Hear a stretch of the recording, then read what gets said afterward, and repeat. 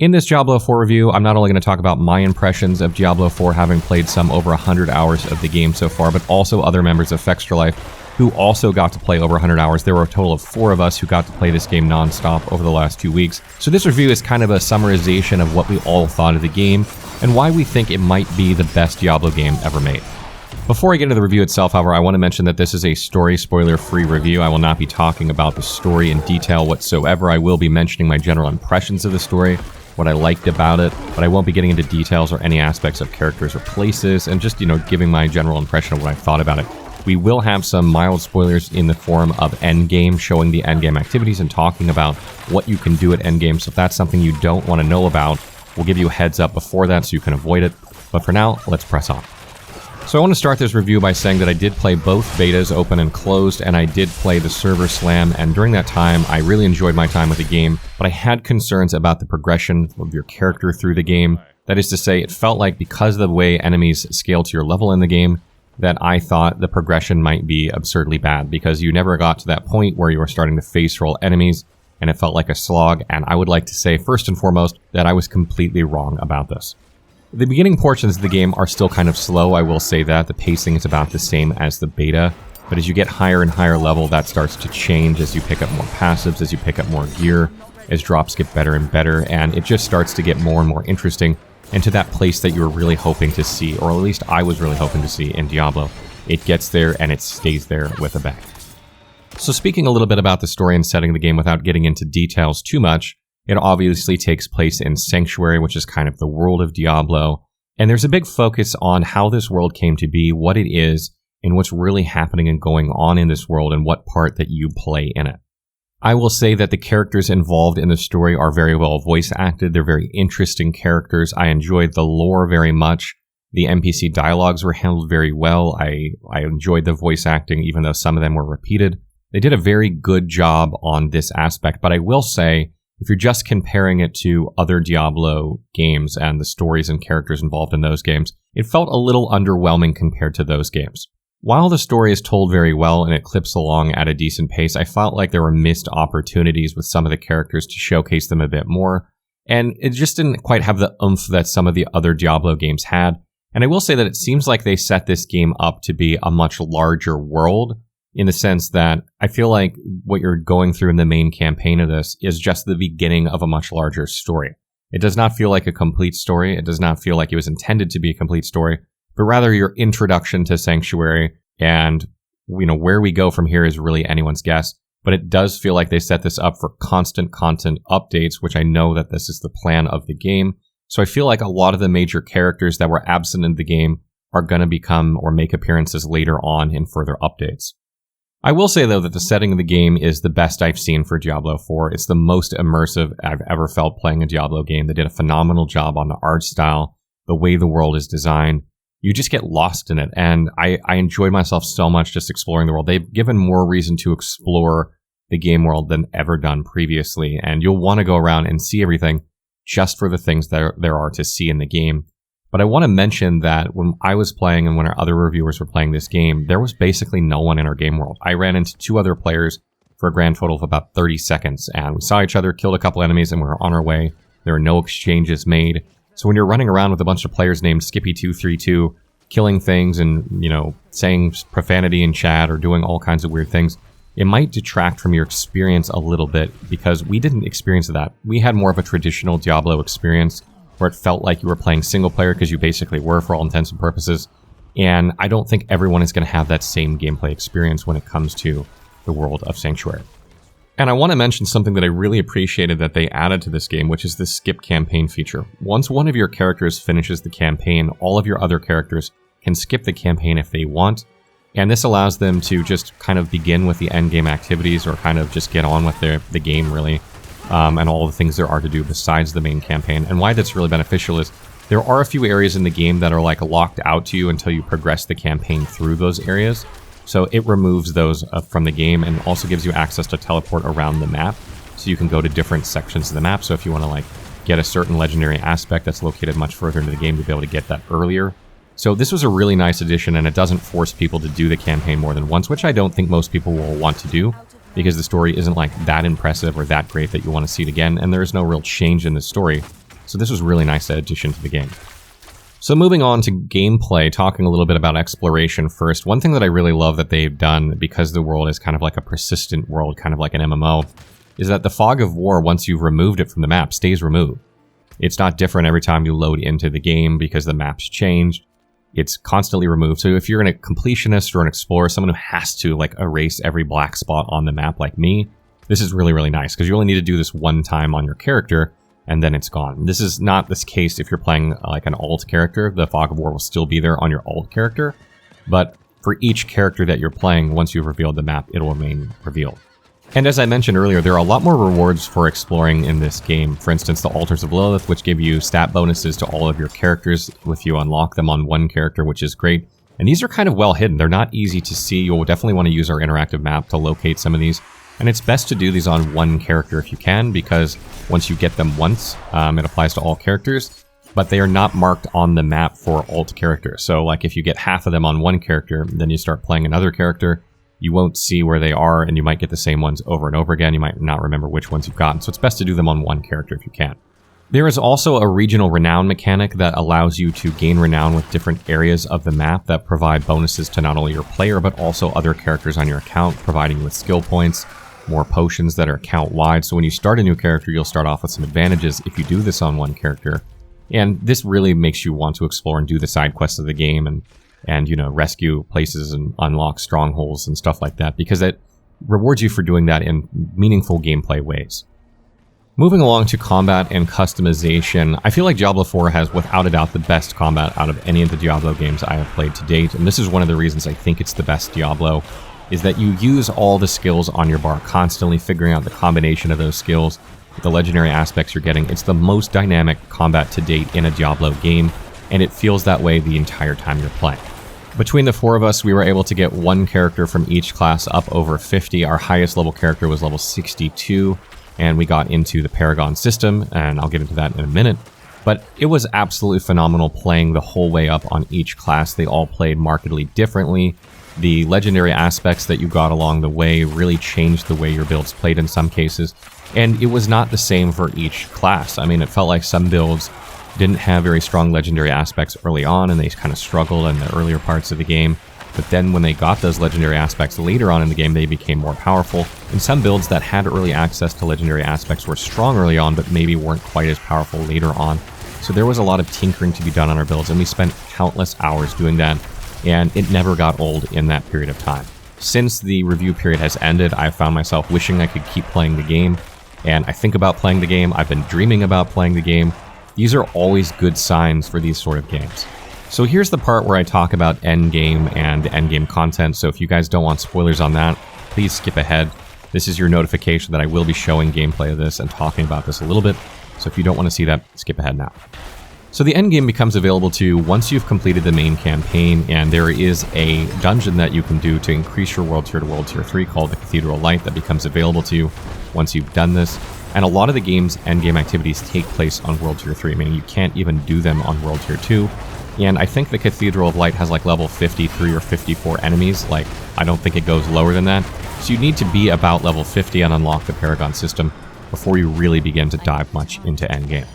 So there are really 3 different activities that you're going to be doing once you reach endgame, and the first one is Hell Tides. These are a special zone-wide event that usually takes place in one zone. It has a timed event, so it usually lasts somewhere like around an hour and a half, something like that. And you go around inside this zone, which has got like souped up enemies, it's got meteors that are dropping, it's got huge bosses that are way higher level than you that can kill you very easily. And you basically need to survive inside this Helltide while, you know, accumulating currency, and then you'll unlock chests that'll have guaranteed legendary drops. And not only legendary drops, but sacred versions of those legendaries, which are basically better versions of those legendaries that you were getting earlier. And you can basically interact in here, but each time you die, you lose half that currency, so dying has a penalty here, and you want to try and avoid dying. And it's exceptionally difficult when you first start, and surviving is more important than killing enemies. And that's one of the things you'll do, and that doesn't pop up all the time, but when it pops up, players will definitely find themselves jumping over to do the Helltides, because they're not constantly there, and you definitely need to do them when you see them. Another activity that's very important to do at endgame is the Nightmare Dungeons. These are basically souped up versions of regular dungeons that you're going to apply various effects to that are going to make them harder, like enemies constantly dropping poison puddles, or something following you around that explodes every time it catches up to you. You'll also gain some bonus to yourself, like dealing more damage or having more health or something. So there are positive effects. And running these dungeons gives you better loot, and it also upgrades part of your Paragon system on your character, so it's very important to run these dungeons, and you'll find yourself doing these with regularity as well.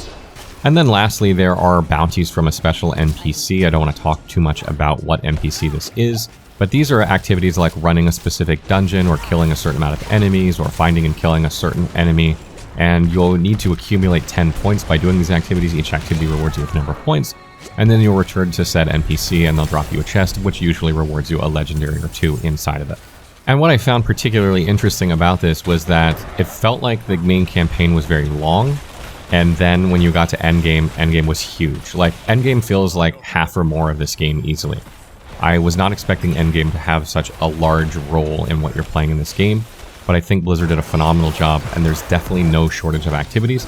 I don't know how long it will take players to burn out on these activities, because to my knowledge, there are no other activities. There might be something different on World Tier 4, but because we simply didn't have enough time to get to World Tier 4, I'm not entirely sure what would be different there. I wouldn't be surprised if there was like 1 or 2 new activities, but I don't think it's going to be drastically different. Talking a bit about the design, audio, and visual of the game is absolutely gorgeous for an ARPG. It's one of the best looking ARPGs out there. The way the world is designed, from the verticality to it to the minor details like leaving footprints in the snow, it's absolutely beautiful and, you know, adds so much to the immersion of the game that I mentioned earlier. Some of the spell effects in this game are absolutely outstanding, by the way, especially like on the Sorceress and the Necromancer. Some of these skills are just absolutely awesome, and I think they did a phenomenal job in the animation of some of these abilities. The audio track is also exceptional. I really love the music of this game. It has a mix of like old school Diablo and new Diablo. Feels very good. Boss battles were intense. Voice acting is incredibly good, even on regular NPCs, so they absolutely nailed this aspect of the game as well. Whetstones are singing. Hearts are pounding. Sweet music for a red day. Performance-wise, there were a couple of issues, but it wasn't with frame rate drops or anything like that. I didn't have much problem at all with frame rate, actually. I played a lot of my personal gameplay on a gaming laptop, playing at 1440 on high settings, and I had almost 0 frame drops. So compared to a lot of games I have been playing over the last couple months on PC that absolutely had horrible performance issues, I had almost none, not playing on an optimal PC at all. So I don't think players are going to have too many issues with frame drops specifically, or, you know, the performance side of the PC. That said, though, there was some performance problems on the server side with rubber banding and lag, which seemed like it was pretty substantial in my opinion. I wouldn't say it was happening constantly, but it happened enough that it killed me a couple times. Like, I was fighting a boss and like all of a sudden the game froze for like 5 seconds, shot forward in time, and I was killed. Playing all over different continents from North America to Europe and Asia, and we all reported that we had these issues during our gameplay period. So it wasn't just one region that was having issues, we all reported having these same issues when we discussed this together. So I would be surprised if this game does not have performance problems on the server side at launch. One of the things you have to understand is that we were playing on a private server, probably did not have that many players on it. I'm sure there were lots of people playing to do reviews, but compared to the amount of people playing at launch, it was nothing compared to them, and we were having technical issues with rubber banding. I had another issue where there was an area of the game that I couldn't even go into. Like, it did the thing that was happening outside Kyovashad during the beta, where like you couldn't leave. Like, if you went one direction out of the city, you just kept getting shot backward. It was happening in different areas of the map to me as well. So I think there are probably, unfortunately, going to be these issues in the game. Now, they weren't prevalent enough to ruin my time with the game, and they were not as often as they were not present, but they were there enough that I do think there may be bigger issues at hand here when more people are playing. The only other issue we ran into besides that was that there was one boss in the main campaign that kept crashing every time we would kill it, and we had to kill it multiple times before the game wouldn't crash. And since this happened like every time, we had to keep rebeating it, and we were worried we weren't going to be able to progress the game. I hope that's not a problem for other players. There were some other known issues that were reported to us in the review thing. We did not run into any of those, but outside of that, there were almost no issues. Talking about the gameplay of the game in terms of game time, replayability, the longevity of this game, as I said, we all played over 100 hours. I think it took me about 40 hours to do the main campaign.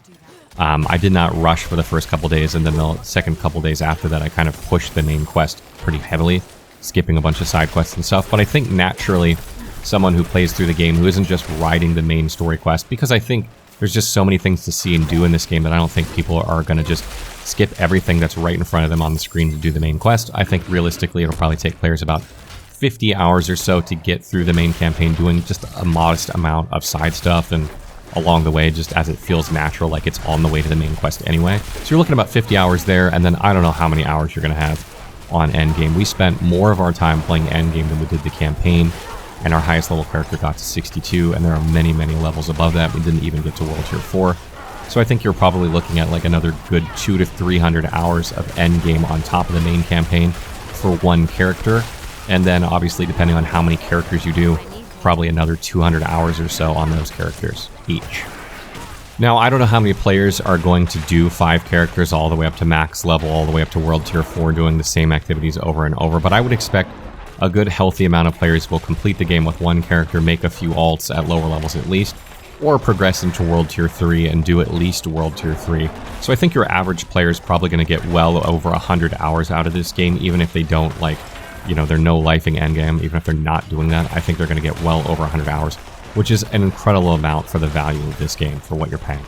And those things said, the price point of this game, obviously, I feel like is extremely fair. It's probably one of the cheapest games for the amount of gameplay that you're going to get.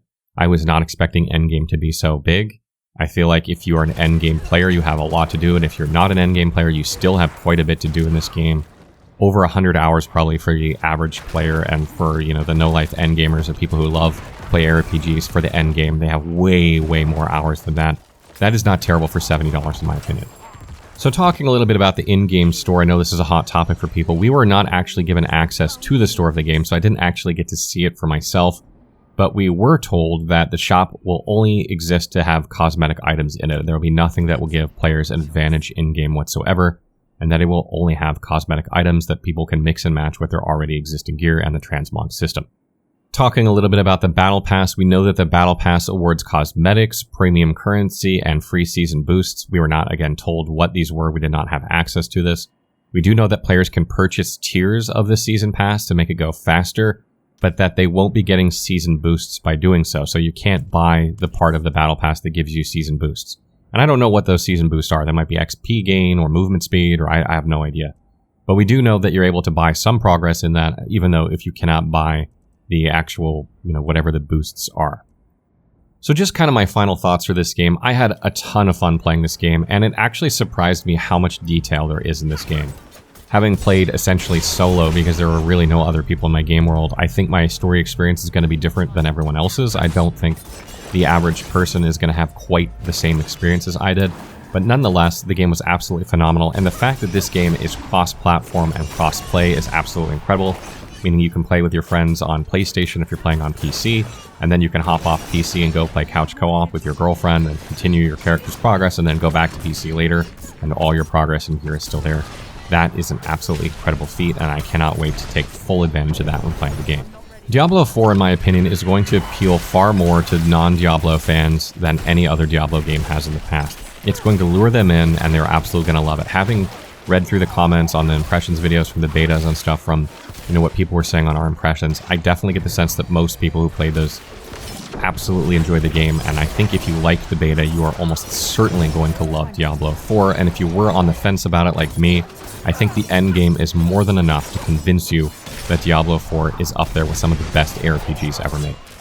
Giving a complete and satisfying experience with effectively limitless level of replayability, Diablo 4 has become my favorite game this year, and I wonder what any of the many upcoming RPGs could try to do to win me back from its addictive clutches. Baldur's Gate 3, you have a lot of work to do. So what do you guys think of Diablo 4 now? What do you guys make of the gameplay that you saw? Are you guys looking forward to playing this? Are you picking up the game day one? Are you going to be playing on June 2nd or June 6th? Let me know in the comments below. Also note that we'll be streaming this game live on Twitch starting on the 2nd. We will have Twitch drops as soon as they are available for some in-game cosmetics. And we will also be part of the Support a Creator program on Twitch for this, which means that if you come by and you gift 2 subs to the channel, you will gain access to a cosmetic mount. So if you want that, be sure to drop by our channel. Not all channels will have that. We are on a rather short list of channels. Be sure to also bookmark the Diablo 4 wiki and the Diablo 4 interactive map. We have the entire map completed for the game, although it's not visible on the live version. It will be very shortly, and that has everything you're going to want to know on it, so make sure you bookmark it.